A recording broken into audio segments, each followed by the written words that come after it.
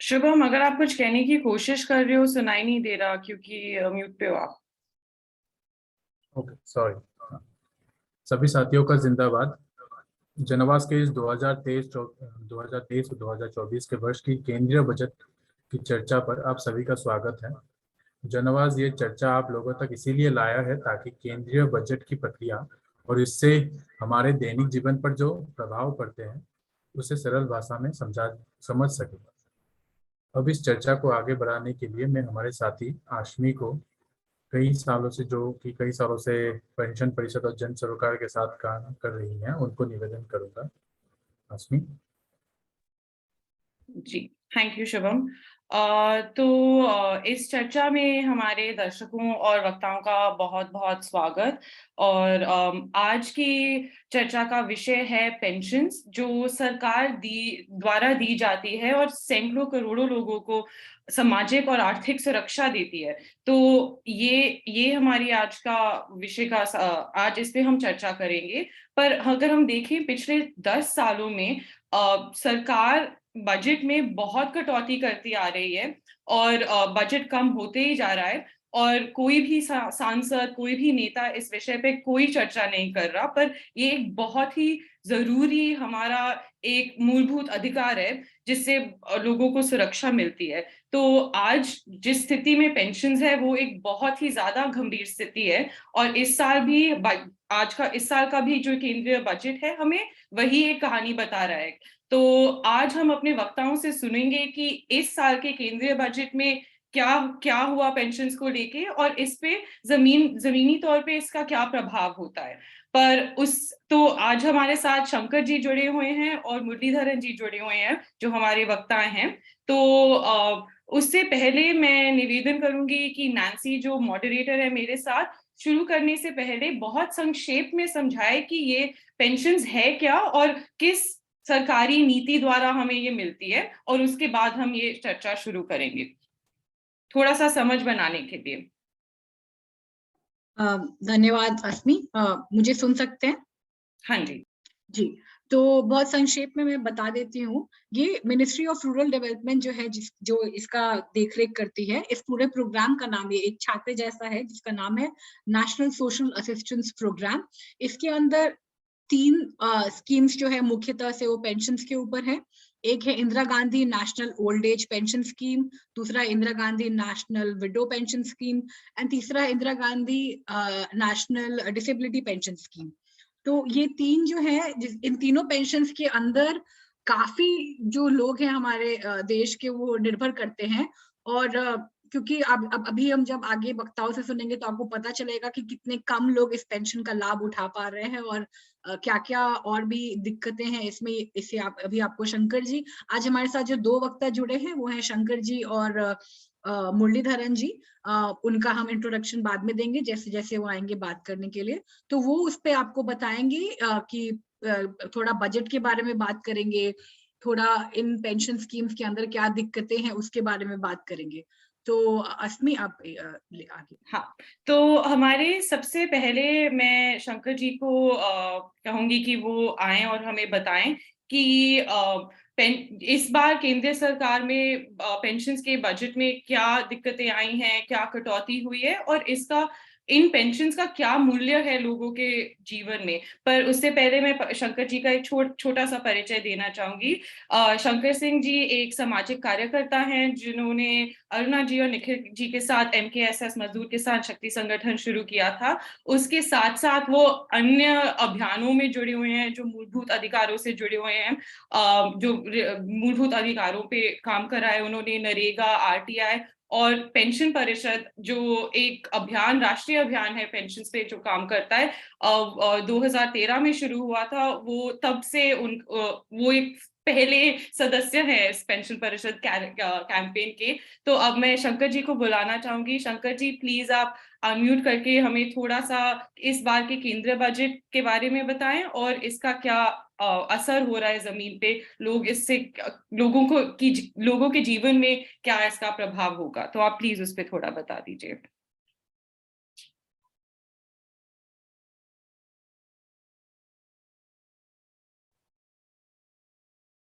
शंकर जी आप अनम्यूटेड नहीं है, आपका भी म्यूट किया हुआ है। तो धन्यवाद अस्मी। मैं प्रयास करता हूं कि इस बात को हम समझें कि सरकार। हेलो, सुनाई दे रहा है अस्मी? हाँ, आ रही है आपकी आवाज। हेलो, हाँ जी, आ रही है आवाज। सुनाई दे रहा है? हाँ हाँ शंकर मामा सुन सकते हैं। तो जी जी, ठीक है। तो मैं, ये मुद्दा बहुत गंभीर है और इसके ऊपर सरकार की गंभीरता नहीं है। अभी आप नाम बता रही थी नैन्सी की, Indira Gandhi old age pension, Indira Gandhi window pension, Indira Gandhi disable pension. तो आप सोचो कि वो नाम उस समय का है और ये सरकार आई। शंकर जी आप अगर वीडियो अगर बंद करें खाली, और क्योंकि आपका बैंडविड्थ काफी लो है, उस समय दो इसलिए आप खाली ऑडियो ऑडियो से बात पेंशन करेंगे। थी, जी ये सरकार आ गई, आज भी 200 रुपए। तो आप अंदाज लगा सकते हैं। ओके ओके, जी जी। तो मैं कह रहा हूं कि नाम Indira Gandhi old age pension, Indira Gandhi disable pension, उस समय पेंशन जो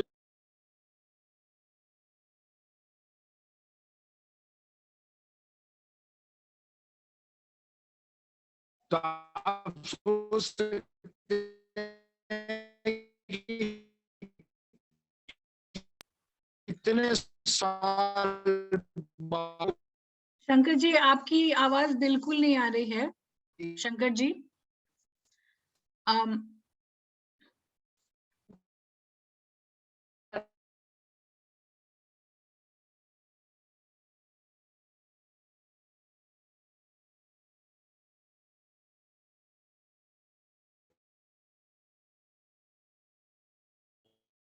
अब जो स्टेट अपनी तरफ से हिस्सा, अच्छा एक सेकंड। शंकर जी क्या हम पहले मुरली जी से बात से सुन लें और फिर आप कहीं थोड़ा एक बार देख लीजिए नेटवर्क कहाँ थोड़ा बेटर आ रहा है, बढ़िया आ रहा है वहां पे, ये चलेगा क्या शंकर मामा? नहीं नहीं, मैं समझता हूँ क्योंकि शंकर जी को बैकग्राउंड ले डाउन करना है जी बेसिकली। जी मैं केवल मैम आपने मेरे को लास्ट आप में। मुझे 2 मिनट दीजिए, मैं उन्हें बिल्कुल फोन बिल्कुल करके फोन बिल्कुल करने की कोशिश कर रही हूँ। एक बिल्कुल मिनट। ओके। बिल्कुल। सबसे माफी चाहते हैं इसके लिए।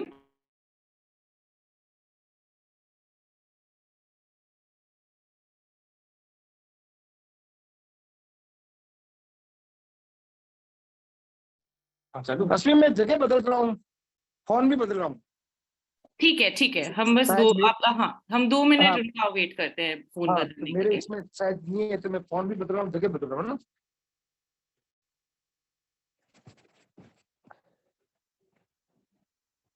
वो खुला है सिर्फ भाई।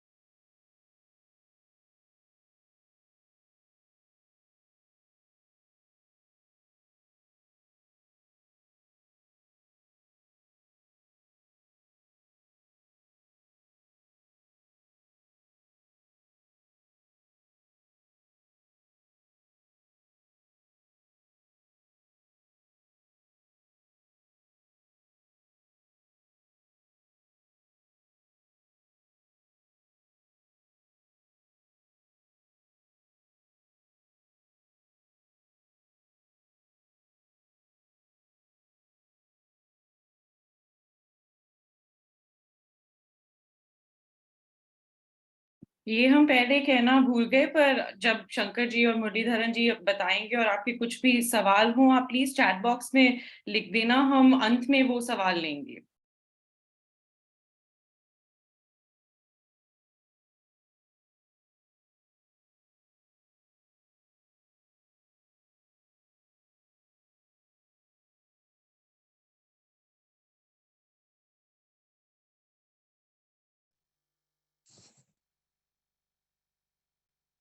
अस्मी, हाँ जी, आवाज आ रही है। अब आ रही है? हाँ जी, बिल्कुल। ठीक है, तो हाँ, तो मैं चालू करूं? हाँ जी। हाँ, तो मैं ये कह रहा था कि जब अभी नैन्सी ने कहा कि Indira Gandhi old age pension, Indira Gandhi window pension, Indira Gandhi disable pension, तो मैं ऐसे ही सोच रहा था कि मैंने कहा कितनी पुरानी उस योजना को आज भी वैसे के वैसे उसमें एक पैसा नहीं बढ़ाया। वो 200 रुपए पेंशन आज भी, उस समय भी 200 मिलती थी, आज भी भारत सरकार 200 ही देती है। अब बाकी स्टेट की मेहरबानी कि वो स्टेट अपनी तरफ से क्या मिलाता है।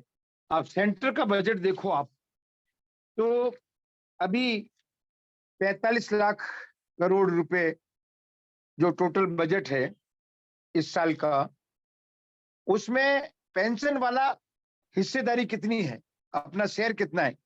0.21, 0.21। आप सोच सकते हैं।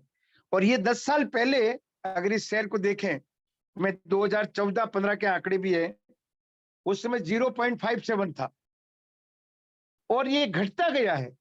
मतलब आपकी हिस्सेदारी बढ़नी चाहिए, लेकिन ये हिस्सेदारी घट रही है। 0.57 था, 0.58 था, 0.5 था, फिर 0.44 हुआ, फिर 0.4 हुआ, 0.3 हुआ, और 0.25, 0.24 और 0.21। तो आप हर साल बजट में हिस्सेदारी पेंशन की आप कम करते जा रहे हो। आपको और पेंशन एक ऐसा मुद्दा है कि जिसपे मुझे लगता है कि ये मानवीय दृष्टिकोण से भी ये दाता या याचक के रूप में नहीं होना चाहिए। ये दया के पात्र नहीं है। इन्होंने इस देश को बनाया है, आपने जवानी में काम किया है, आपने उस देश को बनाया है, और बुढ़ापा आपका सुरक्षित नहीं है, क्योंकि बुढ़ापा में आप लाचारी के लिए आप बूढ़े बुजुर्ग लोगों को दे देते हो किसी और के माथे, और जब सरकार उसमें लाचारी में कुछ पैसा देती है। आज मैं आपको बताऊं कि गांव में सबसे बुरी स्थिति में एक बुजुर्ग लोग हैं, क्योंकि सामाजिक परिवेश में उनके परिवारों में देखो तो वो जवानी में जो युवा काम करके अपना जवानी में पेट भर रहे थे, वो अपना जवानी में पेट भर दिया। उनकी बचत ऐसी नहीं है कि भाई वो बुढ़ापे में सुरक्षित अपना बुढ़ापा सुरक्षित कर सके। उन्होंने जिंदगी में कोई इतना इकट्ठा किया है क्या कि वो अपना बचा सके? तो जिंदगी में वो जो भी अपना जीवन चला है, वो रोजी रोटी करते रह गए, अपना कमाया खाया, कमाया खाया। और ऐसा नहीं है कि उसने ऐसा खाया है कि बस उसको बर्बाद कर दिया घर को, नहीं, वैसा नहीं है। वो उतना ही कमा पाया जितना अपने घर को वो चला पाया। उसकी जिंदगी भी पूरी जवानी में कर्जे में रही, और बुढ़ापे में आते आते उसके पास बचत कुछ नहीं है। तो वो उस समय आप सरकार के माथे एक तरह से पड़ जाते हो सामाजिक सुरक्षा में, और वो हक नहीं है आज भी वो ऐसी एक तरह का दान है, एक तरह से सरकार की इच्छा हो गई, दे दिया। मतलब आप लिस्ट को भी रिवाइव नहीं कर रहे हो। आप जो जो जितने बुजुर्ग जो पहले थे, आप सर्वे में भी उनको नहीं बढ़ा रहे हो। तो आप ना तो पेंशन बढ़ा रहे हो, ना आप बजट बढ़ा रहे हो।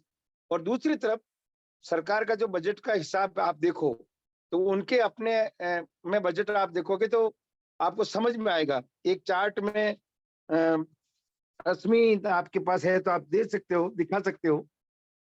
मैं राज्य सरकार का ही बजट दिखाता हूँ।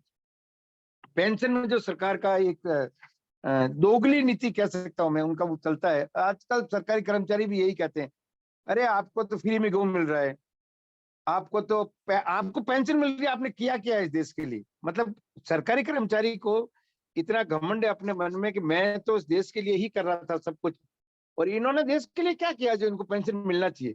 आपको तो फ्री में मिल रहा है ना, जो भी मिल रहा है, तो उसको फ्री में मानते हैं। किसी की पेंशन 1 साल से बंद हुई, नहीं आई, और वो शिकायत यहाँ वहां करके मान लो बाद में चालू हुई, तो जो पिछला बैकलॉग है उसको वो ऐसे भूल जाते हैं जैसे ठीक है कोई बात नहीं यार, तुम्हारा अभी चालू हो गया ना, अब 2 साल तुम्हें नहीं मिली, गलती से तुम्हारी कुछ दिक्कत हो गई, सरकार की तरफ से दिक्कत हुई, कहीं भी हुई, आप उसको कह देते हो कि कोई एकदम इग्नोर कर जाते हैं। ये तो तनख्वाह का चार्ट है, जो इतनी बड़ी बड़ी तनख्वाह लेते हैं वो कहते हैं कि आपने देश के लिए क्या किया जो आपको हम आपको सरकार पेंशन दे। मैं एक दूसरा बजट का एक चार्ट बता रहा हूँ, और ये 21-22 का है। नैन्सी आपके पास है इसका एक और हाँ, एक और दूसरा भी पिक्चर दिखा है रही हूँ मैं। हाँ, तो उसको आप देखोगे तो वो हद है, जो जो कर्मचारी सरकार दे किसको रही है, जिसको पहले से ही ज्यादा दे रही थी, बुढ़ापे में उसी को ज्यादा दे रही। मतलब अगर आपकी तनख्वाह इतनी है तो आपको पेंशन भी उसकी आधी मिलती है तनख्वाह की। राजस्थान में तो हमारे सीधा कनेक्शन है कि आपकी जितनी तनख्वाह है उसका आधा सरकार पेंशन देगी आपको बिना कुछ किए। और यहाँ बुढ़ापे में हम कह रहे हैं, हमारी मांग यही है, पेंशन परिषद में भी यही मांग थी कि हम जो मजदूरी करते हैं आप उसको सरकारी जो ओल्ड एज है, जो सरकार का जो बुढ़ापा वाला हिस्सा है, उसमें ये जो जवान मजदूर है इसको भी मजदूरी का आधा दे दो ना पेंशन। इसका जितना न्यूनतम मजदूरी है उसका आधा उसको पेंशन दे दो। तो वो सरकार मानने के लिए तैयार नहीं, वो तो बजट में रखती नहीं है। स्टेट गवर्नमेंट का बजट पूरा का पूरा, जो मैं 20-21-22-23 का एक 20-21 का बजट आपके सामने शेयर करता हूँ कि जीएसटी से कितना आया, स्टैंप ड्यूटी से कितना आया, आबकारी से कितना आया, बिक्री कर से कितना आया, वाहन कर से कितना आया, ये 60,000 करोड़ रुपया आए। और उसका जो खर्चा है वो 51,000 तो पेंशन सैलरी में चला गया, 22,000 करोड़ पेंशन में चला गया, और 25,000 करोड़ ब्याज चुकाया, क्योंकि आपके हर साल कम पड़ते हैं तो आप वो ब्याज भी वही, लेकिन कुछ भी चुकाना पड़े, इनकी तनख्वाह इनकी पेंशन में कटौती नहीं होती है। तो मजदूर की पेंशन में कटौती वो समझ में नहीं आता कि ये किस तरह से सरकार सोचती है कि वो जो जिसने मजदूरी की है। आज नरेगा में 80 साल के बुजुर्ग नरेगा में जा रहे हैं, क्योंकि नरेगा कानून में लिखा हुआ है कि किसी भी उम्र के जा सकते हो, आप 18 से ऊपर हो तो आप कोई भी नरेगा में आ सकता है, आखिरी वाली उम्र नहीं है, क्योंकि आपका एक सरकारी रिटायरमेंट की उम्र है कि आप उसमें रिटायर्ड होते हो। ये जो चार्ट है इसी में वो दिखाया है कि किस तरह से 20-21 में वेतन में 51,000 करोड़, पेंशन में 22,000 करोड़, और कर्जा चुकाया 25,000 करोड़, आया 60,000 करोड़, खर्च हुआ 98,000 करोड़।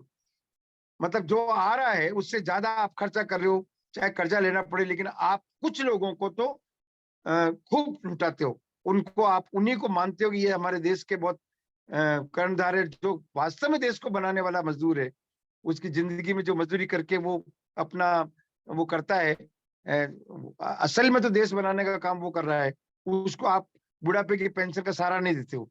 इसके लिए या राजस्थान में हम जितना कर पाए, हम यहाँ लड़े, संघर्ष किया, खूब सारे बुजुर्गों को एक बार मुख्यमंत्री के सामने ले गए, उसके बाद उनके दिमाग में आया गहलोत साहब के, और उन्होंने कहा कि नहीं नहीं ये वाजिब मांग है और इसको हम कुछ करेंगे। और उसी से मैं दिल्ली में धरना चला था राष्ट्रीय पेंशन परिषद का, जिसमें बाबा आडव, अरुणा और ये पूरे उस राष्ट्रीय नेतृत्व में ये पेंशन परिषद का धरना था, जो उसमें अलग अलग जगह के, मध्य प्रदेश के, यूपी के, बिहार के, राजस्थान के, अलग अलग और स्टेट से खूब बुजुर्ग लोग आए थे उस पेंशन की लड़ाई में। और उस समय वही मांग थी, मजदूरी का आधा पेंशन दो। और यहाँ राजस्थान में उस समय मांग स्वीकार हुई और राजस्थान में यूनिवर्सल पेंशन किया। तो आज राजस्थान में 55 साल की महिला को ओल्ड एज मानते हैं और उसको ओल्ड एज पेंशन चालू हो जाती है 750 रुपए। उसमें भारत सरकार का हिस्सा बहुत कम है, भारत सरकार का केवल बीपीएल को है 200। तो सरकार कैसे सिस्टम करती है, कुछ बीपीएल वालों को देती होगी, बाकी क्या करती है, लेकिन भारत सरकार का तो 200 रुपया सबको नहीं है, यूनिवर्सल नहीं है। और फिर वो विधवा है, विधवा का यहाँ 500 रुपए है, और उसमें वो विधवा अगर 60 साल की हो जाती है तो 1,000 रुपये हो जाएगा, और 75 साल क्रॉस कर जाएगी तो उसका 1500 हो जाएगा, ऐसे ही दिव्यांग का। लेकिन जैसे दिव्यांग, भारत सरकार की दिव्यांग पेंशन में 80% चाहिए, दिव्यांग होना चाहिए, लेकिन 80% होगा तो ही पेंशन देंगे, या राजस्थान में 40% की स्थिति में उसको दिव्यांग पेंशन मिलती है। तो सरकार के मन में बड़ा खोट है, और आज भी हमें लगता है कि पेंशन एक हक के रूप में मिलनी चाहिए और मजदूरी की आधी मिलनी चाहिए। तो मैं मोटे रूप में यही कहना चाह रहा हूं कि पेंशन की लड़ाई बहुत महत्वपूर्ण है, और ये ऐसा नहीं है कि केवल राजस्थान की बात है, पूरे देश में जहां जहां लोग संघर्ष कर रहे हैं, सब कर रहे हैं। कुछ पार्टियां इसको राजनीतिक लाभ के रूप में भी देखती है। आप इस पेंशन के चार्ट को भी देखोगे तो आंध्रा में वो 2500 रुपए, 2500 रुपए देते हैं ओल्ड एज को, और 80 ये 3000 देते हैं विडो को, और 3000 ही उसको दिव्यांग को देते हैं। तो ये एक पेंशन का उनका ठीक ठाक एक सम्मानजनक अमाउंट तो है। दिल्ली में तो पूरी पेंशन बिल्कुल उनकी मर्जी के ऊपर है, वो बिल्कुल पार्टी पेंशन टाइप है। वो पार्षद और एमएलए के सुझाव पे पेंशन होती है, उनका कार्यकर्ता नहीं है तो वो कई बार सिफारिश भी नहीं करते हैं, आपको पेंशन मिल रही है तो बंद हो जाती है। तो ये बहुत ही गड़बड़ झाला है पेंशन का पूरे कार्यक्रम में। तो हमें लगता है कि पेंशन का तो हमारा ये राष्ट्रीय पेंशन परिषद का जो मांग है वो यही है कि पेंशन हक के आधार पे, और इसको सामाजिक सुरक्षा दया के आधार पे नहीं, लेकिन पूरा ऐसे ही बनना चाहिए, महंगाई के साथ बढ़नी चाहिए और न्यूनतम मजदूरी की आधी होनी चाहिए। ये मेरा कहना है, और इसमें आपके जो सवाल होंगे उसके बारे में भी बातचीत करेंगे। अभी के लिए मैं इतना ही बोलता हूँ और फिर बात कर लेंगे। बहुत धन्यवाद शंकर जी, आपने बहुत कुछ बताया। तो मैं थोड़ा संक्षेप में बता देती हूँ जो आपने बोला उसमें से क्या निकल के आया है, क्या निचोड़ है उसका। तो सबसे पहले आपने ये कहा था कि ये पेंशन्स की स्थिति बहुत गंभीर है, पर सरकार इसे किसी तरह सरकार को ये गंभीर नहीं लगती स्थिति। तो पहले तो शंकर जी ने बताया कि इस साल पेंशन्स के बजट में कटौती हुई है। ये ही नहीं, पिछले 10 साल में हमने सबसे पहले वो एक चार्ट देखा था, ये घटती जा रही है। जो भी एलोकेशंस पेंशन्स के लिए होती है, हर साल ये कम होती जा रही है। 10 साल पहले पेंशन्स का पूरे बजट में हिस्सा 0.6% था, और आज अगर हम देखें पूरे बजट का हिस्सा 0.2% है। तो बहुत ही घटा है पेंशन्स में बहुत ज्यादा कटौती हुई है केंद्रीय सरकार की तरफ से।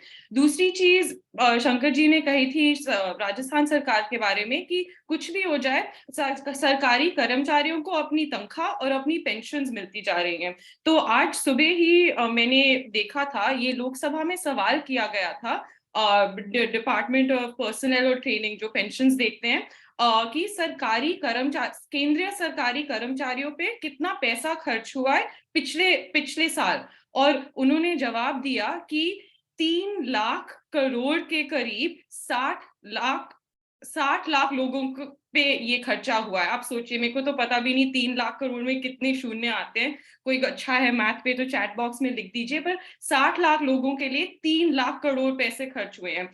मतलब अगर हम ये वाला ढांचा देखें, एनएसएपी का ढांचा देखें, इसमें तो 13 करोड़ से भी ज्यादा लोग हैं, और उनके लिए 9,000 करोड़ बस पूरा बजट में उनके लिए इतनी छोटा सा बजट दिया हुआ है। तो ये बहुत ही बड़ी बात है और बहुत ही गंभीर स्थिति है। और तीसरी चीज शंकर जी ने जो कही थी, ये सरकार दान के तौर पे दे रही है, ये अभी तक अधिकार नहीं है, कानूनी हमारा हक नहीं है। तो ये भी एक बहुत ही बुरी स्थिति है। तो ये 3 चीजें मोटा मोटा शंकर जी ने हमें अभी बताई। और हमें चौथी चीज मैं बस ऐड कर देती हूँ कि मांग क्या है, कि क्या होना चाहिए पेंशन की जिससे हम सम्मान से जी सके, क्योंकि 200 रुपए आज के जीवन में किसी के लिए कुछ भी मायने नहीं रखता है। तो हम कहते हैं, पेंशन परिषद जो राष्ट्रीय अभियान है, हम कहते हैं कि जो पेंशन मिलनी चाहिए वो न्यूनतम मजदूरी का आधा तो होनी ही चाहिए। तो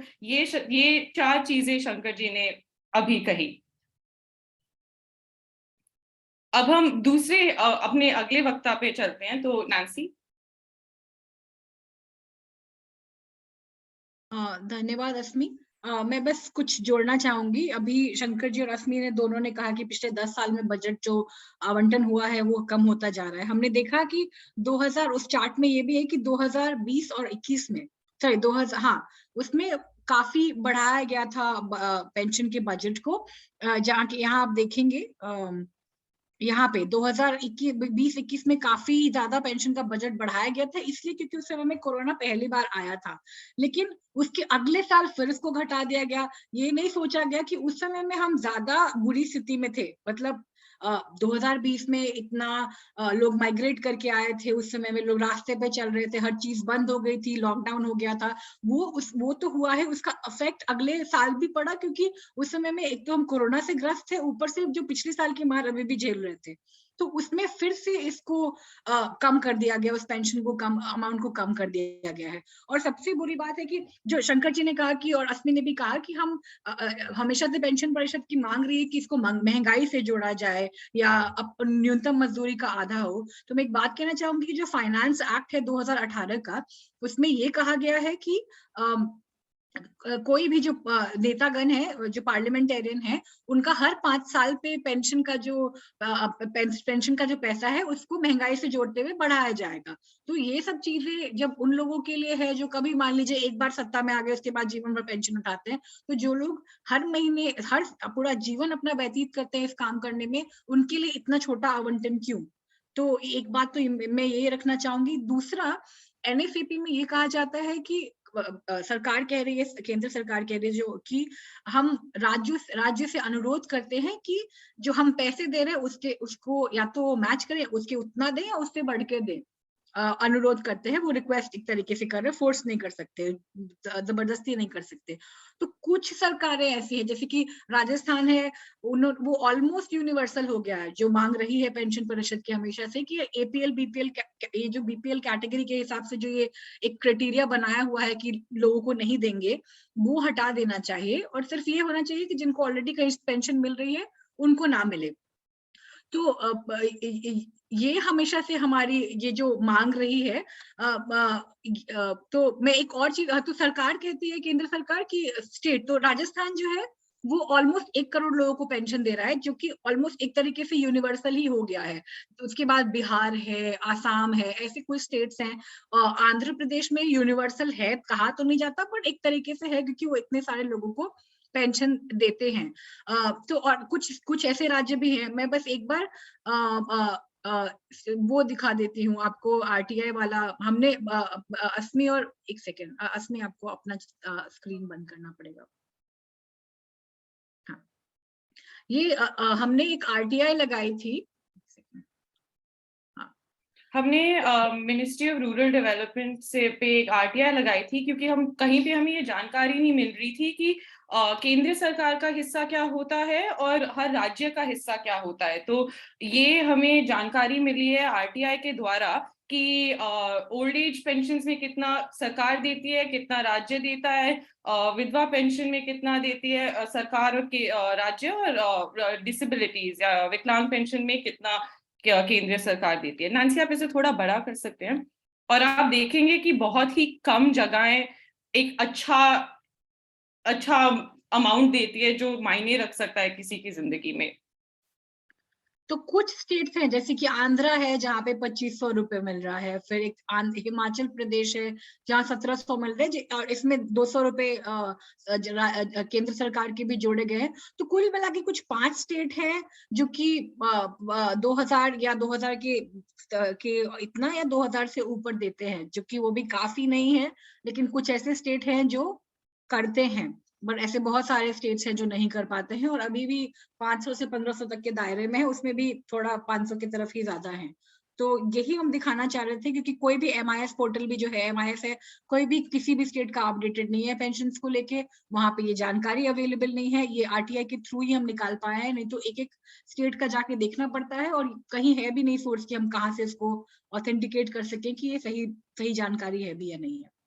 और अगर केंद्र सरकार अपना बजट थोड़ा सा भी बढ़ाए तो राज्य सरकार पे ये थोड़ा कम कष्ट करेगा। अभी आप देखेंगे राज्य सरकार इतना ज्यादा पैसा दे रही है, और 200 300 300, मतलब 2007 से ये नंबर बदले नहीं गए हैं। तो पता नहीं, हाँ, राज्य सरकार, केंद्र सरकार को तो बहुत ही साफ साफ समझ आता है कि वो इस पे बिल्कुल भी ध्यान देना नहीं चाहते। उनको सामाजिक आर्थिक सुरक्षा, भारत की जनता का कोई फिक्र नहीं है। तो बहुत ही गंभीर स्थिति है। तो फिर अब हम थोड़ा इसको असमी, आप और कुछ जोड़ना चाहते हैं? नहीं नैन्सी, अब हम ठीक है। मुद्दे पे सुनते हैं। हाँ ठीक है, तो हम अब अपने अगले वक्ता की तरफ चलते हैं। उनका नाम है मुरलीधरन जी। मुरलीधरन जी जनरल सेक्रेटरी हैं national platform for the rights of the disabled. ये जो कैंपेन है, वो प्लेटफॉर्म है, वो डिसेबिलिटी राइट्स के ऊपर बहुत काम करते हैं। और मुरली जी उनके साथ जनरल सेक्रेटरी हैं, और पेंशन परिषद के साथ भी जुड़े हैं, जन सरोकार और जैसे अन्य अभियान है उनके साथ भी जुड़े हुए हैं। उनसे हम थोड़ा आज डिसेबिलिटी के बारे में बात करेंगे। और एक बार मुरली जी जब बात कर लेंगे तो उसके बाद हम सवाल जवाब की तरफ बढ़ेंगे। तो कृपया अपने सवाल चैट बॉक्स में लिखते जाएं। नमस्कार साथियों, और सबसे पहले शुक्रिया मुझे इस चर्चा में भाग लेने के लिए इनवाइट करने के लिए। मेरा हिंदी थोड़ी प्रॉब्लम होगी, फिर भी मैं कोशिश करूंगा हिंदी में बात करने के लिए। दरअसल मुझे बहुत आज दोपहर को ही दरअसल नैन्सी ने फ़ोन किया था और इस चर्चा में भाग लेने के लिए कहा था। दरअसल समय प्रिपरेशन के लिए समय बहुत ही कम मिला है, इसलिए ज़्यादातर बातों में जा नहीं पाऊंगा। फिर भी अच्छी बात ये रही कि शंकर जी ने और नैन्सी और आशमी ने मिलकर जो है एक परिप्रेक्ष्य बनाया, एक बैकग्राउंड बनाया, इसलिए मेरा काम और भी आसान हो गया है। और इसमें डिसेबिलिटी पेंशन को लेकर भी उन्होंने बहुत सारी बातें रखी है। मगर दो तीन चीज़ें क्लैरिफाई पहले सबसे पहले रखने की ज़रूरत है। एक तो ये है कि हमारी जो पेंशन, केंद्र सरकार जो पेंशन दे रही है दरअसल आज की तारीख में, Indira Gandhi national disability pension, विकलांग लोगों के लिए, विकलांग साथियों को जो पेंशन देती है, वो केवल 3.8% लोगों को ही दिया जाता है। लेकिन विकलांग लोगों की जो गिनती 2011 के जनगणना में हुई थी, उस जनगणना के में जितने लोगों को आइडेंटिफाई किया था, उनमें से केवल 3.8% लोगों को ये पेंशन जाती है। तो आप सोच सकते हैं कि ज्यादातर विकलांग साथियों को जो है ये केंद्र सरकार का जो नेशनल डिसेबिलिटी पेंशन है उससे वंचित किया जाता है। और जैसे कहा गया पहले भी कि वो केंद्र सरकार का पेंशन जो है पहले 2011 तक जो है 200 रुपया था। मगर हमने उस समय का आवेदन किया था, मुकुल वासनिक जी थे तब मंत्री थे सोशल जस्टिस के, उनसे आग्रह किया था, आवेदन किया था, एक डेलीगेशन गया था, उसके बाद से जो है 100 रुपये का उन्होंने वृद्धि किया था। और 2012 से मेरे ख्याल से शुरू हुआ है, वो 200 की जगह 300 किया था। मगर उसके बाद कोई वृद्धि आज तक 10 साल के कार्यकाल, 10 साल के जो ये पीरियड जो रहा, उस पीरियड में कोई वृद्धि उस तक नहीं हुई है। और पिछले साल का जो 2022-23 में जो एलोकेशन था केंद्र सरकार ने 2090 करोड़, उतना इस साल भी उतना ही एलोकेशन है। कहने का मतलब है कि केंद्र सरकार इसमें कोई वृद्धि करने की मूड में नहीं, कोई वृद्धि करना नहीं चाहती, एलोकेशन बिल्कुल नहीं करना चाहती है। और जहाँ तक ये आप देखेंगे कि 2011 का जब मतगणना हुआ, यानी जनगणना जो हुआ था, उसमें जो पॉपुलेशन, आइडेंटिफाइड पॉपुलेशन जो है केवल 2.21% है, 2.21% का ही टोटल पॉपुलेशन का इतना आइडेंटिफाइड है। दरअसल हम ये कहते हैं ये आंकड़े बिल्कुल सही नहीं है, क्योंकि डब्ल्यूएचओ कहता है कि तकरीबन 16% जो है किसी भी राज्य, किसी भी देश के 16% जो लोग जो है वो किसी न किसी विकलांगता के शिकार है, किसी न किसी विकलांगता उनके, they are actually got some form of disability. 16% और 2.2% में काफी एक अंतर है। इसीलिए हम कहते हैं this census itself is not correct figure, census में ही नहीं दिखाया गया। अभी देखिए 2011 के बाद अभी तक जो जनगणना जो होना था 21 में, उस जनगणना कोविड का बहाना लेकर जो वो अभी तक वो प्रक्रिया शुरू नहीं हुई। हालांकि दुनिया में बहुत सारे और भी देश हैं जहां पर कोविड के चलते हुए भी जो सेंसस का वो अभी, सेंसस एक बहुत महत्वपूर्ण डाटा है, वो डाटा भी सही डाटा देने के लिए जो है सरकार अभी तैयार नहीं है।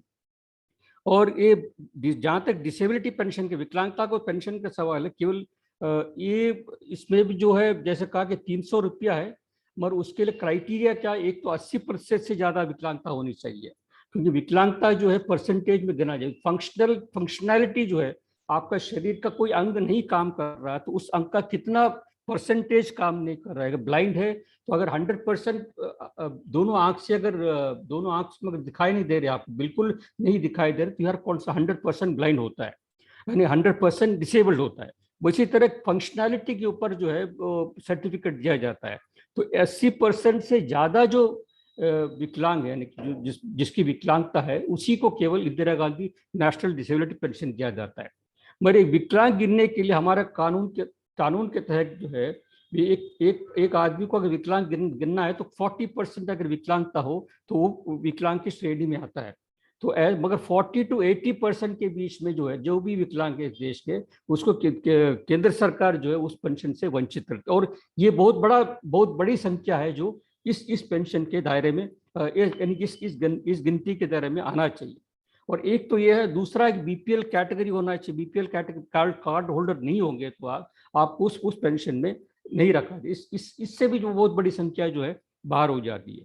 तो मगर ये एक नेशनल डिसेबिलिटी पेंशन, मगर जहां तक राज्यों का सवाल है, ज्यादातर राज्यों में 40 से ऊपर के 40% से ज्यादा जो विकलांग है उन सबको किया जाता है, मगर उसका भी यूनिवर्सल कवरेज नहीं है।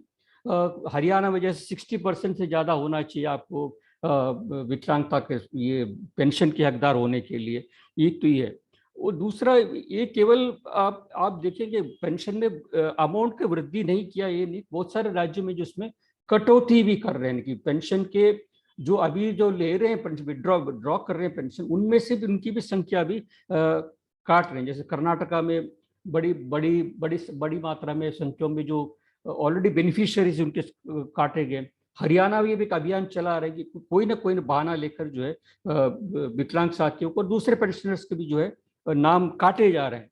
हरियाणा में फैमिली अभी पहले ये था कि भाई आपको 60% से अगर ऊपर का हो आपको मिल सकता था, मगर अभी जो है, अभी एक इनकम लिमिट तो पहले भी था 1,80,000, मगर अभी आपका इलेक्ट्रिसिटी बिल इतने से इतने ऊपर नहीं होना चाहिए। अलग अलग नए क्राइटेरिया जो ऐड करने की कोशिश की है। और दूसरा आपको यूडीआईडी कार्ड होना चाहिए। यूडीआईडी कार्ड तो केंद्र सरकार के बहुत सारे डिपार्टमेंट तक मान्य नहीं रखती है। हालांकि यूडीआईडी कार्ड एक अलग गुड डॉक्यूमेंट, हम मानते हैं कि अलग अलग सभी जगह यूनिवर्सली वैलिड डिसेबिलिटी कार्ड है, यानी कि सर्वमान्य कार्ड डिसेबल्ड लोगों के लिए एक अच्छी बात है। मगर वो केंद्र सरकार के ही बहुत सारे डिपार्टमेंट, जैसे रेलवे भी जो है उस कार्ड को मान्यता नहीं दे रही है। और हरियाणा सरकार के लिए जब तक वो कार्ड नहीं बनेगा आपको नहीं मिलेगा। और कार्ड बनने में बहुत सारी दिक्कतें हैं। I am not going to that. बहुत सारी दिक्कतें हैं। एक कार्ड अप्लाई करने के बाद 2-3 साल बाद बहुत सारे लोगों को कार्ड मिलता है। तो इंसिस्टिंग कि भाई यूडीआईडी कार्ड हो तभी आप नहीं मिलेगा, ये बहुत सारी चीजें जो है दरअसल बैरियर्स क्रिएट करने की कोशिश कर रही है। लोगों को ज्यादा से ज्यादा लोगों को जो है उससे वंचित रखने की एक कोशिश की जा रही है। बट और ये बात कहना जरूरी है कि भाई अभी पिछले विंटर सेशन जो है, शीतकालीन सेशन जो था पार्लियामेंट में 2022 में, उस सेशन में पार्लियामेंट्री स्टैंडिंग कमेटी ने एक रिपोर्ट पेश की थी। यानी कि डिपार्टमेंट ऑफ अलग अलग डिपार्टमेंट के स्टैंडिंग कमेटी होती है, उस department related standing committee report पेश की थी। उस रिपोर्ट में कहा गया कि रूरल, इसमें कहा गया था,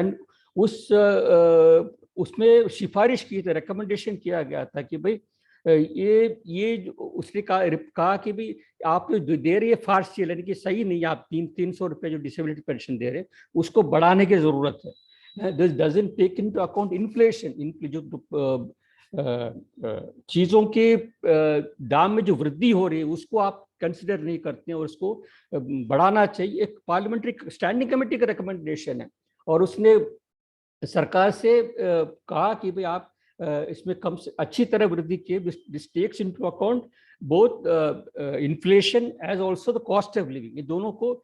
और ये बहुत अच्छी रिकमेंडेशन है। उस रिकमेंडेशंस को भी जो है हमें लोगों के बीच में ले जाने की जरूरत है कि ऐसा एक चीज भी। और उस स्टैंडिंग कमेटी, और देखने वाली बात यह कि भाई उस स्टैंडिंग कमेटी को कोई विपक्ष के नेता या किसी विपक्ष की पार्टियों ने हेड नहीं किया था। It's actually headed by BJP member of parliament Rama Devi. उस स्टैंडिंग कमेटी का रिकमेंडेशन है और उसको जो है दरअसल सरकार अभी तक उसको कंसिडर करने की कोई मूड में नहीं है। और जहाँ तक राज्यों का पेंशन का सवाल है, अभी आपके सामने एक चार्ट दिखाया था, उस चार्ट में आप देखेंगे कि पौंडीचेरी यानी पुदुचेरी सबसे ज्यादा पेंशन देती है डिसेबल लोगों को, पर उसमें भी 80% से ज्यादा जो विकलांग है उनको मिलता है 3,800 और दूसरों को 2,000 रुपये की पेंशन देते हैं। वो 3,800 का भी एक अंक है which actually takes into consideration कि भाई विकलांगता भी कोई चीज है। अभी अब कह रहा हूँ कि विकलांग, अब हम जब पेंशन की बात करेंगे, आप दूसरा एक तो ये है, दूसरा तेलंगाना में देखिए 3,016 है।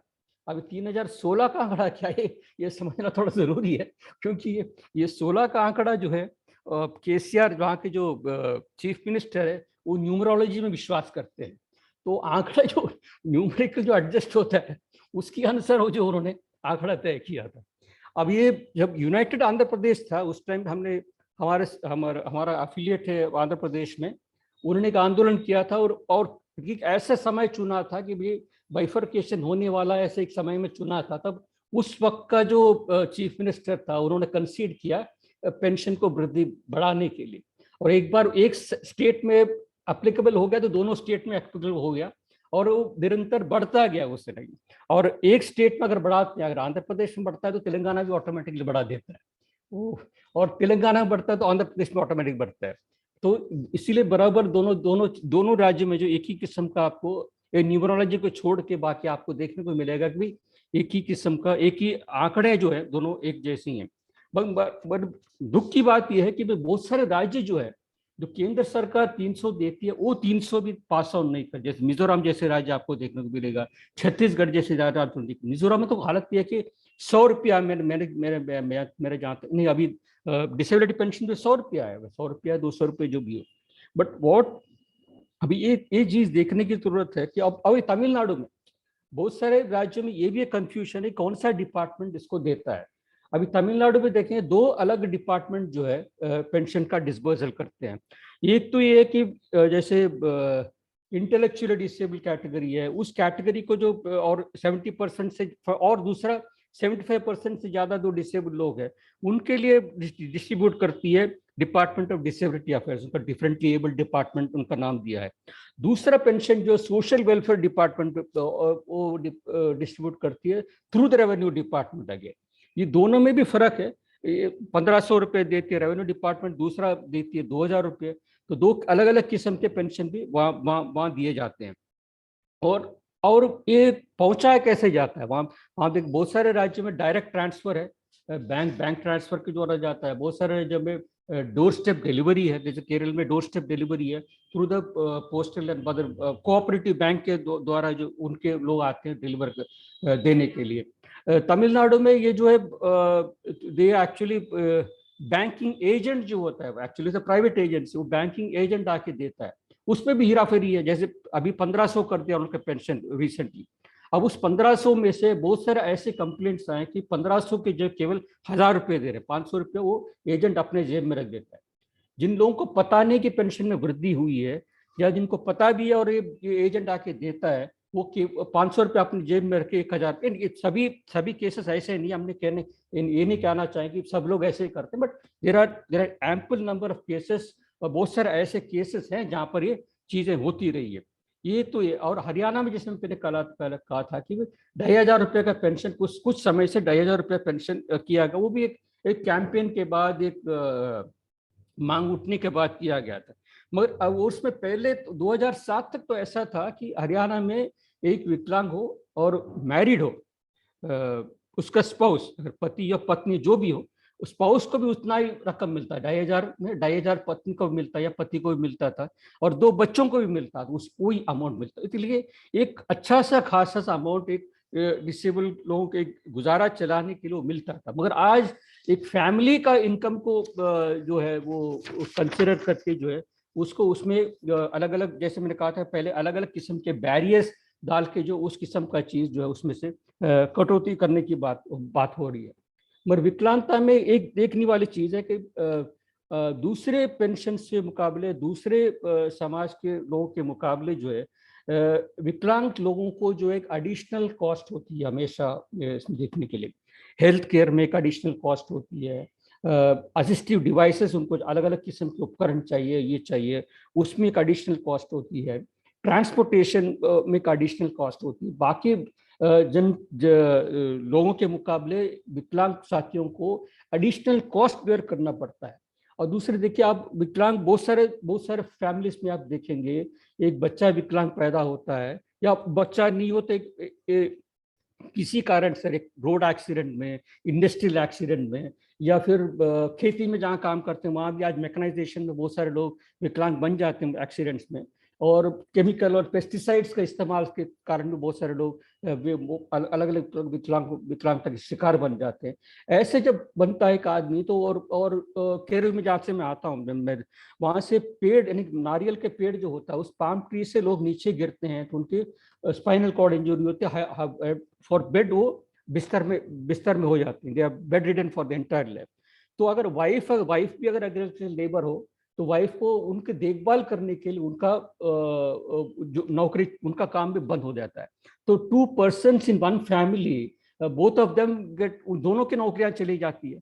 तो एक पेंशन के आधार पर, तो इसलिए there is a cost related to disability. मैं कहना चाहता हूँ डिसेबिलिटी को लेकर एक कॉस्ट भी इन्वॉल्व है, जो पेंशन जो बनाते, जो स्कीम्स बनाते इस टाइम पर देखा नहीं जाता है। People don't take disability related cost into account while devising pension schemes for disabled people. तो एक चीज हमें, जब भी हम बात करेंगे पेंशन की बात करेंगे, विकलांग पेंशन की बात करेंगे या दूसरी चीजों की बात करेंगे, कि डिसेबिलिटी रिलेटेड एक कॉस्ट भी है, इसको भी हमें ध्यान में रखने की जरूरत है। इसीलिए जो 2016 में जो कानून बना था, राइट्स ऑफ पर्सन डिसेबिलिटी, विकलांग लोगों के अधिकारों को जो कानून बना था, उस कानून में कहा गया कि पॉवर्टी एलिवेशन, जितने भी पॉवर्टी के एलिवेशन के स्कीम्स हैं कि गरीब कल्याण के लिए जो भी स्कीम्स बनते हैं, उन तमाम स्कीम्स में जो है विकलांगों के लिए 25% एडिशनल एलोकेशन की बात की है। अधिक 25% ज्यादा प्रावधान की बात उस कानून कहता है। हालांकि 25% कम है, हम मानते हैं कि उससे भी ज्यादा होना चाहिए, मगर कानून में कम से कम उसका रिकग्निशन है। उस रिकग्निशन को ध्यान में रखते हुए भी अलग अलग राज्यों में, अलग केंद्र सरकार में जो है उसका प्रावधान इन चीजों में करना चाहिए, मगर ये कर नहीं रही है। उसी कानून में जो है केयर गिवर अलाउंस की बात की है। विकलांग एक साथी है, उसको केयर देने के लिए कोई केयर गिवर है, कोई यानी कि मदद करने के लिए घर में इसके उसको देखभाल करने के लिए कोई रहता है, तो उसके लिए अलाउंस की बात उस कानून में कहा गया है। मगर केवल केरल ही एक ऐसा राज्य है जहाँ पर केयर गिवर अलाउंस दिया जाता है। पेंशन जितना ही अमाउंट केरल में भी दिया है उसके साथ ही जुड़ा हुआ है, यानी केयर गिवर को भी एक अलाउंस केरल में दिया, और कोई राज्य में नहीं दिया। हम ये भी मांग करते हैं कि पेंशन विकलांग साथियों को जैसे देते हैं उसके केयर गिवर को भी, क्योंकि बड़ी संख्या है केयर गिवर की, विकलांग जो सीवियरली डिसेबल्ड है, उनकी देखभाल करने के लिए बहुत बड़ी केयर गिवर्स, ज्यादातर घर के परिवार के ही लोग रहते हैं, उनको उस केयर गिवर का भी एक अलाउंस जाना चाहिए। और जैसे शंकर जी ने कहा, दूसरे साथियों ने कहा कि भाई this should be actually link to the price index. Inflation होता है, बहुत सारी चीजें होती है, कॉस्ट ऑफ लिविंग इंडेक्स के साथ इसको जोड़ने की जरूरत है, हम मांग करते हैं। और साथ ही जहाँ तक भी एक आंकड़ा भी बनता है, हम कहते हैं हमारी मांग रही है कि भाई 40% से ऊपर एक यूनिफॉर्म केवल परसेंटेज में नहीं, बट यूनिफॉर्म ऑल्सो सभी को देना चाहिए, और यूनिफॉर्म क्राइटेरिया होना चाहिए। और एक 3,500 से लेकर शुरू करना चाहिए, कम 40% से, और जैसे अबाउट 80% जितने लोग उनको जो है 5,000 रुपये का देना चाहिए। हमारी एक प्राथमिक मांग रही है, उससे भी जैसे जैसे बढ़ता जाएगा उस तरह इसको बढ़ाता है। उसको जो है हम कहेंगे कि इसको जो है डिसेबिलिटी रिलेटेड कॉस्ट को ध्यान में रखते हुए जो है इसको करना चाहिए। और इस हमारा संगठन जो है अलग अलग राज्यों में इसके ऊपर कैंपेन कर रहा है, और एक बड़ा कैंपेन अभी इस साल 2-3 महीने बाद, एक बजट सेशन के बाद जो है एक बड़ा कैंपेन सभी राज्यों में करेंगे, और दिल्ली में एक बड़ा धरना और प्रदर्शन वगैरह करने का भी हम सोच रहे हैं। इतना भी मैं कहना चाहूँगा।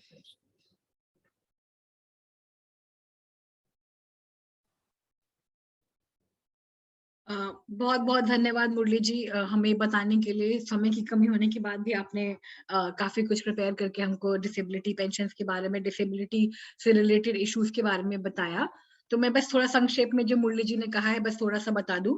उन्होंने कहा कि जो 3.8% लोग हैं जो जिनको सिर्फ विकलांगता पेंशन मिल रही है, जो कि बहुत ही कम नंबर है। उन्होंने ये भी बताया कि जो सोशो इकोनॉमिक कास्ट सेंसस है 2011 का, उसके हिसाब से पूरा जो भारतीय पॉपुलेशन यानी कि जनसंख्या का जो हिस्सा है वो 2.21% है, जिसमें डिसेबिलिटी मतलब जो डिसेबल लोग हैं, जो विकलांग लोग हैं, उनका 2.2% हिस्सा है वो भारतीय जनसंख्या के, जो कि बहुत ही आउटडेटेड है। क्योंकि एक और दिक्कत भी है कि जो पेंशन का जो हमारा सिस्टम है, जो अभी भी वो सेंसस 2001 का यूज कर रहे हो, तो और भी आउटडेटेड है। तो 2011 के हिसाब से 2.21% है। उसके बाद मुरली जी ने ये भी कहा कि जो और नया डेटा आया है WHO के हिसाब से, उसमें है कि 16% लोग, ये अनुमान है कि अभी 16% लोग हैं जो किसी ना किसी फॉर्म का उनको डिसेबिलिटी है। तो ये 2.21% से 16% एक बहुत ही लंबा होता है नंबर। तो वो जो है उसमें काफी का डिफरेंस है। तो ये भी मुरली जी ने बताया। उन्होंने ये भी बताया कि जो विकलांगता के लिए विकलांगता पेंशन के लिए एलिजिबल होने के लिए आपको 80% विकलांगता होना चाहिए। तो लेकिन ये कैटेगरी विकलांग की कैटेगरी जो जिन लोगों को 40% विकलांगता है, वो अपने आप ही इस कैटेगरी में आ जाते हैं। तो फिर ये रिकॉग्नाइज ये चीज पेंशन के लिए क्यों नहीं?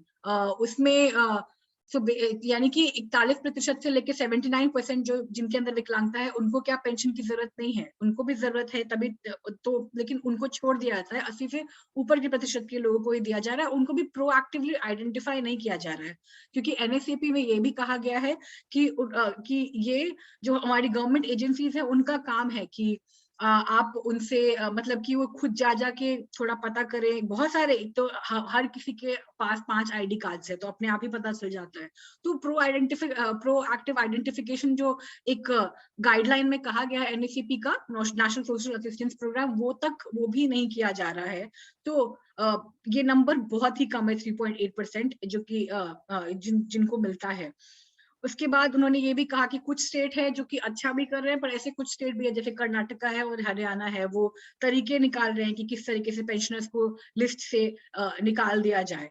फिर उन्होंने ये भी कहा कि 2 तरह की मतलब अभी डिसबर्सल सिस्टम जो है वो 2 तरीके का है, कि या तो डायरेक्ट बैंक ट्रांसफर होता है या फिर डोर स्टेप डिलीवरी होता है। मुरली जी, आपसे एक सवाल था, जो डायरेक्ट बैंक ट्रांसफर होता है, तो उसमें अगर कोई ऐसे इंसान है जो एकदम ही बैंक नहीं जा सकते, उनके केस में क्या प्रावधान है? क्योंकि ये डोर स्टेप डिलीवरी तो हर जगह, हर स्टेट में नहीं होता होगा। ये देख रहा हूँ, हर स्टेट में अलग अलग किस्म की है ना। हाँ। दरअसल मांग बहुत सारे जगह से मांग तो ये कर रहे हैं कि लोग की उनको ATM कार्ड इश्यू करो। जी। Many people are actually demanding this. हम हालांकि हम कह रहे हैं कि भाई हर कोई बैंक में जाना के लिए ये नहीं होगा, बहुत सारी दिक्कतें आ रही है। So but demand is actually coming from the ground below. नीचे से आवाज तो ये आ रही कि हमें ATM कार्ड दो तो हम जाके ले लेंगे या किसी के साथ दे देंगे। बहुत सारे जगह ATM कार्ड्स इश्यू करते हैं, ATM कार्ड्स इश्यू करते हैं for just for this purpose only.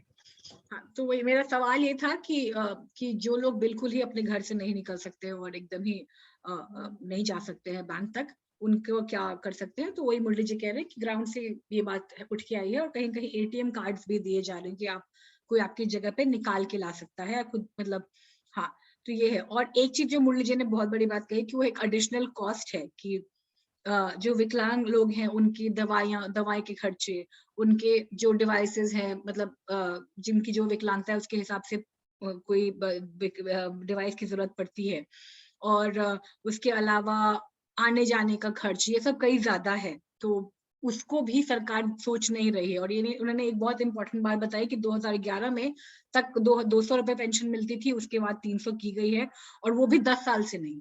बढ़ी है। तो मतलब जो ओल्ड एज पेंशन है वो 15 से नहीं बढ़ी है और विकलांगता पेंशन 10 साल से नहीं बढ़ी है। तो कहीं भी बहुत कम समय ऐसा नहीं रहा है, बहुत समय बीत गया है और अभी तक नहीं बढ़ा है। और इसमें 2 पे कमीशन आ गए हैं जो सरकारी लोगों के लिए है। एक है 6 पे कमीशन और दूसरा 7 पे कमीशन, जिसकी वजह से चीजें और महंगी होती जा रही है, महंगाई बढ़ती जा रही है क्योंकि लोग खर्च कर पा रहे हैं उतना, लेकिन पेंशन का तो अमाउंट नहीं बढ़ रहा है। तो वो है। तो अगर मैं कुछ अस्मी आप अगर कुछ जोड़ना नैन्सी, चाहें। मैं एक पॉइंट जोड़ना चाह रही थी पारदर्शिता से रिलेटेड, जो मुरली जी ने 2 चीजें उठाई। एक तो आपने भी अभी कहा प्रोएक्टिव वेरिफिकेशन, आइडेंटिफिकेशन नहीं हो रहा। तो अभी जो भी हम संख्या देख रहे हैं जिनको भी पेंशन्स मिल रही हैं, वो 2001-2011 के सेंसस के तहत मिल रही है। पर राज्यों का ये ऑब्लिगेशन है कि वो अपने जो पॉवर्टी लाइन के नीचे जो लोग आते हैं उनका देखे कि कौन लोग आने चाहिए लिस्ट में। तो वो एक चीज हो नहीं रही है। दूसरा चीज आपने कहा था कि एजेंट्स भी पैसे खा जाते हैं बीच में। तो इसके लिए ऊपर मैं बस कहना चाहती थी कि ये जो गाइडलाइंस है एनएसएपी के, जिसके तहत ये सारी चीजें हो रही हैं, उसमें सामाजिक अंकेक्षण, सोशल ऑडिट का भी एक प्रावधान है जो ग्राम सभा वार्ड लेवल पे होना चाहिए। पर किसी बहुत ही कम राज्यों में ये हो रहा है। तो अगर ये भी ज्यादा होने लगे, सामाजिक अंकेक्षण ठीक से हो, हर राज्य में हो, हर रूटीनली हो, तो इसका कि कौन लोग इसमें आए और अगर ठीक से उन्हें पैसे मिल रहे हैं, उनका बहुत इस पूरे ढांचे में पारदर्शिता भी बहुत ज्यादा बढ़ेगी। तो ये एक चीज मैं बस छोटी सी जोड़ना चाह रही थी। ये जरा सोशल ऑडिट का, सोशल ऑडिट ऐसे थिंग इज गुड, बट इस सोशल ऑडिट के लिए पैसा कहाँ से रिलीज होता है? नहीं, तो गाइडलाइंस में उन्होंने 2019 में एक्चुअली रिलीज की है और उन्होंने कहा 3% एक्सपेंडिचर फॉर दिस। पर हाँ, पैसे तो है ही नहीं। और एक और चीज, हाँ जी, सॉरी मुरली जी। नहीं, मैं ये कह रहा हूँ, I am not opposed to the idea. मैं कह रहा हूँ पैसा सरकारी देगी ना। अब सरकारी पैसा रिलीज नहीं करेगी तो कौन किस्म का क्या ऑडिट होगा? और उसमें भी कब पैसा आ रहा है सरकार, केंद्र सरकार से राज्य सरकार कहाँ कब जा रहा है, इसमें भी कोई पारदर्शिता, जवाबदेही कुछ नहीं है। और एक और चीज मैं जोड़ना चाह रही थी, अगर आप देखें हर साल 9,000 करोड़ के करीब ये बजट रहता है पेंशन्स के लिए, पर सिर्फ 8,000 के करीब खर्च होता है। तो पूरा क्यों नहीं खर्च हो रहा, ये भी एक सवाल है पूछने का। 1,000 करोड़ रुपए क्यों नहीं खर्च किए जा रहे पेंशन्स में, तो ये भी एक बहुत ही बड़ा सवाल है। तो हर साल आप देखेंगे 1,000 करोड़ वो यूज ही नहीं करते फंड्स में से। तो पता नहीं कहाँ जाते हैं पैसे, क्या होता है उसका कुछ नहीं पता। क्योंकि एक तो डिसबर्सल सिस्टम इतना खराब है, लोगों को आधे टाइम पता ही नहीं। 4 बार जाते हैं महीने में ये पता करने के लिए लोग की पेंशन आई है कि नहीं। वो भी एक एडिशनल कॉस्ट है कि आप बैंक तक जाएं, खर्च करके पैसे पता करें कि पेंशन आई है कि नहीं आई है। अब बैंक में जो लोग बैठे हैं, अगर उनका मन किया तो दे देंगे, अगर नहीं आई है तो अब फिर वो 5 बार आप पूछने के लिए जाए। फिर SMS आता है हर बार पेंशन आने के बाद, उसके भी पैसे कटते हैं मोबाइल से। बहुत सारी चीजें हैं। तो एक सवाल है मुरली जी आपसे। वो हमारे साथी हैं चतुर, उन्होंने पूछा है कि विकलांगता जो विकलांग पेंशन जो है उसमें जो उन्होंने 2011 में 100 रुपए बढ़ाया, उसका क्या मापदंड, क्या क्या रीजन थे जिसकी वजह से उन्होंने, क्या सोच के उन्होंने 100 रुपए बढ़ाने की कोशिश की? मतलब जो बढ़ाया भी इतनी मेहनत करके, कैसे बढ़ाया, क्या उसके मापदंड थे? उस समय की सरकार को ही पूछना पड़ेगा क्या क्या मापदंड क्या था। हाँ। हाल हमने तो कहा था कि न्यूनतम 500, उस समय हमने कहा था कि मिनिमम जो आप 500 रुपया बढ़ाइए। मुकुल वासनिक थे उस टाइम पे मंत्री, उनसे कम से कम 500 कीजिए, उसके बाद राज्य सरकारों को देने। उस टाइम पे दरअसल राज्य सरकार भी उस टाइम पे कम ही देते थे, इतना पैसा नहीं देते थे उस टाइम पे। हालांकि अभी और ये दरअसल अनलेस, मैं तो ये कह रहा हूँ 100 रुपया भी उस टाइम पे बढ़ाया, बाकी इसमें बढ़ाए ना। ये हम केवल डिसेबिलिटी को रिप्रेजेंट करते थे, विकलांग को खाली रिप्रेजेंट करते थे, तो हमने खाली उनकी मांगे रखी है ना। So that I think that उसका कुछ दबाव आया है, उसके कारण बढ़ा। बट मापदंड क्या उन्होंने अपनाए, क्यों केवल 100 रुपया बढ़ा, उसके बारे में हमारे पास कोई जवाब नहीं। हाँ, मतलब ये है कि हम जैसे अभी स्टैंडिंग कमेटी आएगी, बजट पेश हो गया है, कुछ दिनों के बाद स्टैंडिंग कमिटीज आएंगी। तो ऐसे कमिटीज हैं जहाँ पे आप अपने रिकमेंडेशंस भेजते हैं, NPRD भी भेजते होंगे, पेंशन परिषद भी भेजता रहा है। अब कभी कोई चीज लग जाती है उनको। नहीं, मैंने जब when I was making presentation मैंने कहा था कि standing committee, department related standing committee जो रूरल डेवलपमेंट का है, उसने रेकमेंड किया है कि भाई पेंशन बढ़ाओ, डिसेबिलिटी पेंशन बढ़ाने की उसने बात की है। And the standing committee is headed by a BJP member of parliament Rama Devi, उन्होंने रेकमेंड किया already, and this report was placed in the winter session of parliament. शीतकालीन जो ये हुआ था पार्लियामेंट का सभा जो हुई थी, उसमें रिपोर्ट पेश किया गया। There is already a recommendation of the standing committee, ये नहीं कि पार्लियामेंट्री स्टैंडिंग कमेटी का ये नहीं है, मगर उसने सरकार ने पार्लियामेंट में जवाब भी दे दिया कि हम एक और एमपी ने जब सवाल पूछा था तो सरकार ने कहा था कि we are not planning, there is no proposal to increase pension. तो एक तरफ आप स्टैंडिंग कमेटी का ये है, दूसरी तरफ सरकार का जवाब ये, दोनों है हमारे सामने। एक और चीज है, 2016 में एक कोर्ट केस फाइल हुआ था जिसमें पेंशन परिषद भी भागीदार था। ये एक फॉर्मर लॉ मिनिस्टर थे कांग्रेस गवर्नमेंट के टाइम पे, मिस्टर अश्विनी कुमार, उन्होंने किया था। तो उन्होंने जितने भी सोशल सिक्योरिटी स्कीम्स, हमारी वेलफेयर स्कीम्स है, उनका स्टेटस जानने के लिए सारे स्टेट्स को पूछा था। तो उसमें पेंशन के लिए अलग से हमने कुछ 500 केसेस पूरे देश भर से लेके हम आए थे, और उसमें भी मतलब जो हमारे जो जजेस बैठे थे सुप्रीम कोर्ट में, उन्होंने वो थोड़े अचंभित रह गए थे कि अच्छा 200 रुपए है, मतलब आधे तो लोगों को पता ही नहीं कि कितनी पेंशन मिलती है, जो जिनका उससे कोई करेक्शन नहीं है। तो जो ऊपर बैठे हैं, जिनकी पेंशन तनख्वाह जिनकी लाखों में है, पेंशन भी लाखों में आती है, उनको तो ये भी नहीं पता कि 200 रुपए पेंशन लोगों को मिलती है, तो वो भी अचंभित थे। हाँ, तो शंकर जी आप हैं क्या? शंकर जी, शंकर मामा का नेटवर्क ठीक? हाँ है, ठीक है। तो ये आप दोनों से सवाल है, शंकर जी और मुरली जी, कि आपको क्या लगता है कि मोदी जी पेंशन 200 रुपए से क्यों नहीं बढ़ा रहे हैं? क्या ये बुजुर्ग वोटर नहीं है, या इनकी चुनावों को प्रभावित करने की कोई ताकत नहीं है? ये सवाल आए हैं, और आप दोनों से सवाल है, आप में से कोई भी जवाब देना चाहे। शंकर जी, मुरली जी। मोदी जी के लिए मोदी जी ने अपना रास्ता कुछ अलग चुन लिया है, तो वो लोगों को कैसे खुश करना है उनके लिए है, उनके एजेंडा है, और इसीलिए वो कुछ और बात करेंगे। वो अयोध्या मंदिर की बात करेंगे, वो भगवान की तरफ ले जाने की बात करेंगे, उनका है एजेंडा, उनके बीजेपी का पूरा उनकी अघोषित एजेंडा है कि हमें इस देश को हिंदू राष्ट्र बनाना है। तो हिंदू राष्ट्र बनाने में पेंशन की क्या जरूरत है? भगवान की कृपा से सब ठीक होगा ना, जो कुछ करेगा भगवान ठीक करेगा। तो वो उस रास्ते पे चल पड़े हैं, तो इसलिए वो वोटर को लुभाने के लिए पेंशन की बात नहीं करेंगे, और वो तो इसी रास्ते को पकड़ेंगे। मोदी जी की बिल्कुल उनको परवाह नहीं है कि लोगों को हम पेंशन देंगे तो ही। मुरली जी, आपको जोड़ना चाहेंगे शंकर जी के साथ? नहीं, शंकर जी ने बिल्कुल सही कहा कि भाई they have their own agenda and their own scheme of things. अब देखिए, गुजरात जिसको हम लेबोरेटरी कहते हैं, बहुत सारे लोग कहते हैं गुजरात एक लेबोरेटरी है बीजेपी का एजेंडा, और इसके लिए उस गुजरात में देखिए आप 600 रुपये पेंशन देते हैं, फिर भी बार बार चुन के आती है सरकार। सो वो एक दूसरे एजेंडे पे चलती है, and there this thing game plan is actually working. वो हिंदुत्व की लेबोरेटरी हम कहते हैं, वो प्लान जो है, वो आइडियोलॉजी जो है, वो जरा हावी हमारे ऊपर। So that is actually working now, and इसीलिए उस जगह में अभी इस केवल पेंशन तक सीमित नहीं है ना। अब बाकी का उनका बजट, पूरा बजट देखिए, पूरा बजट में देखिए, बजट में एलोकेशन किस किस सेक्टर में क्या क्या हुआ, social security, it's not just question of pension alone, बाकी सब तमाम चीजों को भी देखिए। So we can't just see pension as a separate item, but we have to see the whole thing. बाकी तमाम चीजों में जो है, इन तमाम चीजों में से उनकी प्रायोरिटी नहीं रही है। अभी केवल मोदी की बात नहीं है, उससे पहले भी जो थी, अभी देखिए मनमोहन जी के सरकार के समय से बहुत सारी चीजें चलती आ रही है। ड्राइव टूवर्ड्स लिबरलाइजेशन, ग्लोबलाइजेशन, इन तमाम चीजों में प्रायोरिटीज जो सरकार की है अलग अलग होती है, और ये 2014 के बाद और भी तीव्र हो गई है तमाम चीजें।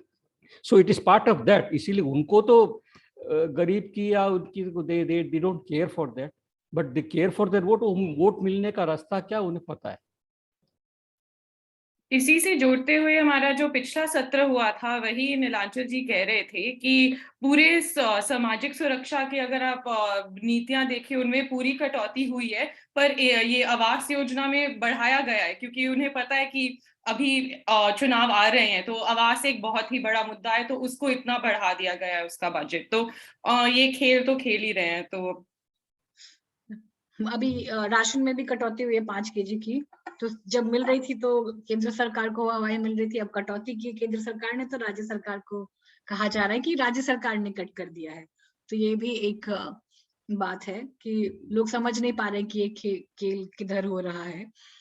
एक सवाल है कि जो बुजुर्ग पेंशन धारक हैं, उनके उनके अंगूठे से सत्यापन नहीं हो पा रहे हैं, लोग बड़े परेशान व दुखी हैं, अतः सुझाव दें कि क्या कर सकते हैं।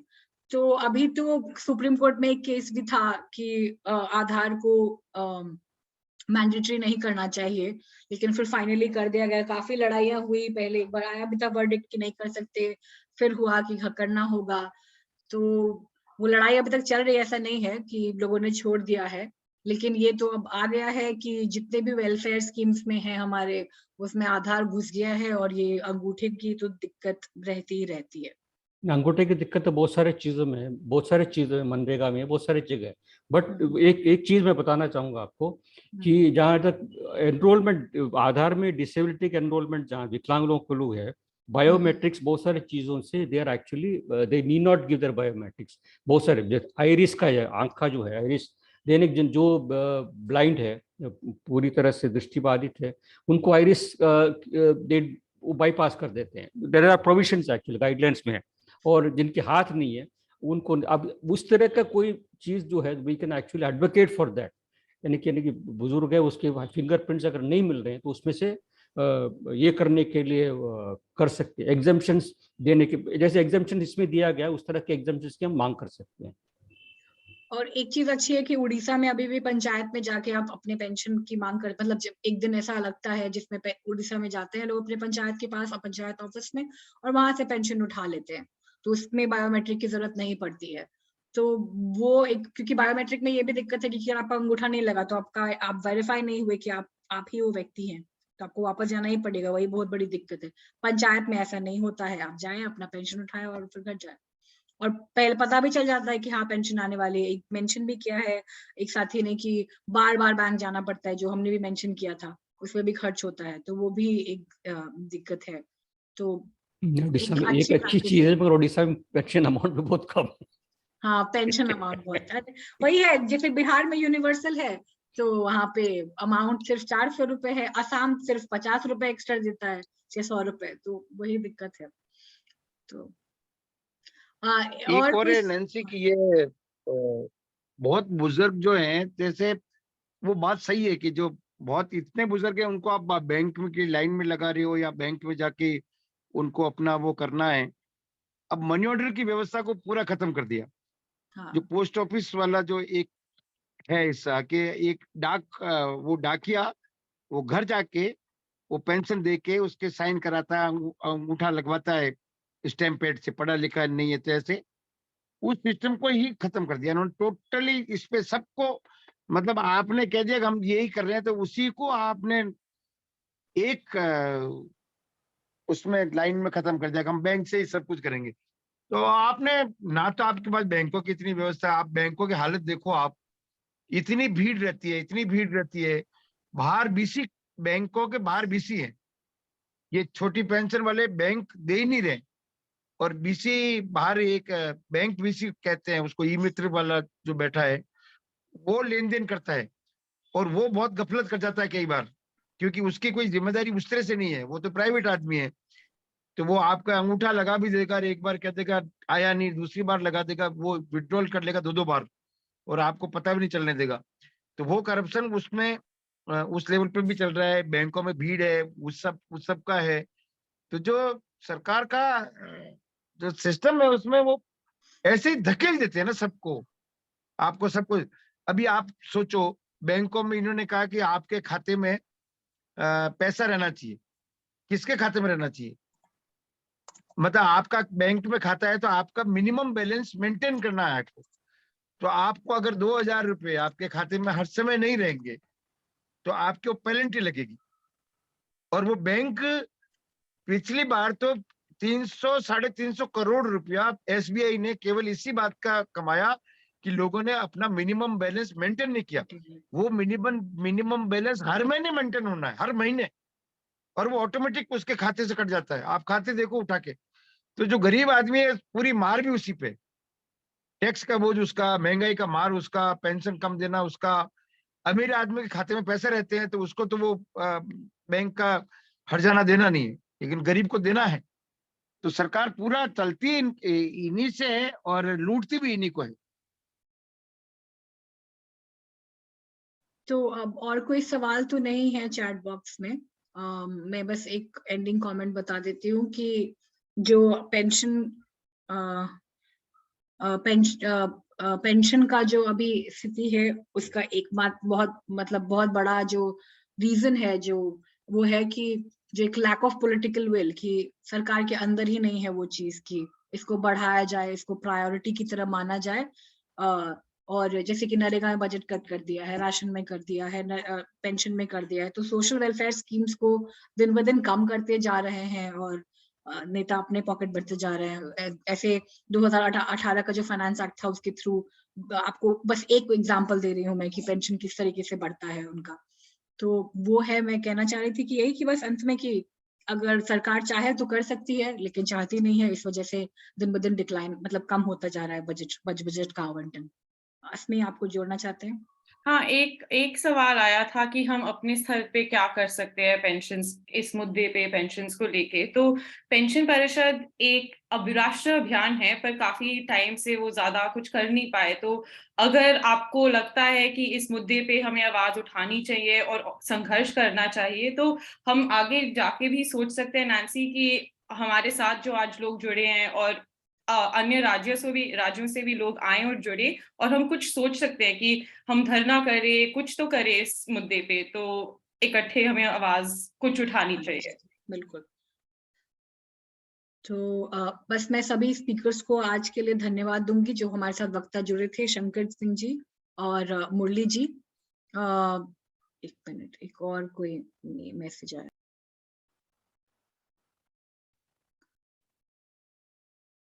जी हाँ, तो बिल्कुल सही बात है, डिजिटलीकरण की वजह से चक्कर पे चक्कर लग रहे हैं लोगों के, वो तो बिल्कुल सही कहा आपने।